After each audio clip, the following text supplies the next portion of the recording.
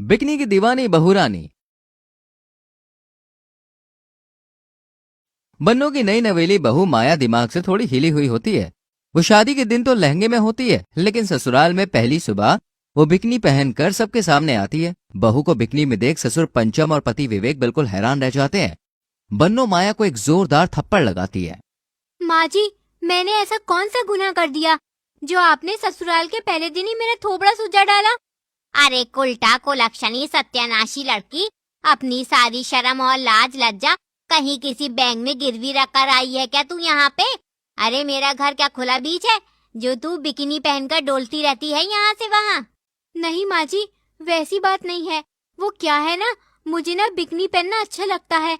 कपड़े पहनकर मुझे बहुत अनकंफर्टेबल फील होता है, इसलिए मैं हर जगह बिकनी पहनकर जाती हूँ। माया की ये बात सुनकर सभी घरवाले अपना सर पकड़ लेते हैं। माया अब गली मोहल्ले में भी बिकनी पहनकर घूमने लगती है। एक दिन तो वो आंगन में कपड़े सुखाते वक्त बिकनी पे ही ठुमके लगाती है। ड्रामे 50 करते हैं, छोरे ये मुझ पे मरते हैं, मेरी धड़कन की गलियों में लेकिन तेरे ही चर्चे हैं, मेरा नाम माया है, दीवाना सबको बनाया है। माया को खुले में बिकनी पहनकर नाचते हुए देखकर सब उस पर खूब हंसते हैं और बाद में माया के ससुराल वालों की खूब बेइज्जती होती है।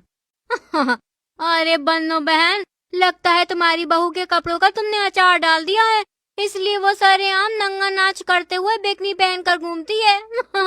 अरे ची ची ची ची, ऐसे लोगों को तो गली में रहना ही नहीं चाहिए।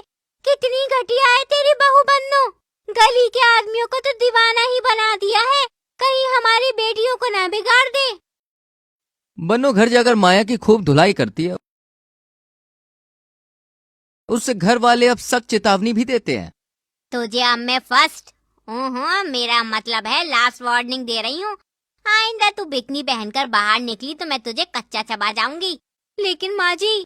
बस बाहो बस, अब पानी सर के ऊपर जा रहा है। अरे तुम्हारे बिकनी पहनने के शौक के कारण हमारी पूरी इज्जत मिट्टी में मिल चुकी है, इसलिए कल से तुम बिकनी पहनना छोड़ दो। लेकिन माया बड़ी ढीठ होती है। वो अगली सुबह लाउड म्यूजिक लगाकर हॉल में नाचती है और सभी उसे गुस्से से देखते हैं। सोना कितना सोना है, सोने जैसा तेरा मन, सुन जरा सुन क्या कहती है दीवाने दिल की धड़कन, तू मेरा तू मेरा तू मेरा तू मेरा हीरो नंबर 1। बस बहुत हुआ तेरा बहू, अब तू निकल इस घर से। माँ जी बिल्कुल सही कह रही हैं। तुम जैसी उल्टी खोपड़ी बीवी मुझे नहीं चाहिए, जिसे अपने पति से ज्यादा अपनी घटिया बिकनी से प्यार हो। लेकिन विवेक, विवेक ऐसा मत करो विवेक। माया को घर से बाहर निकाला जाता है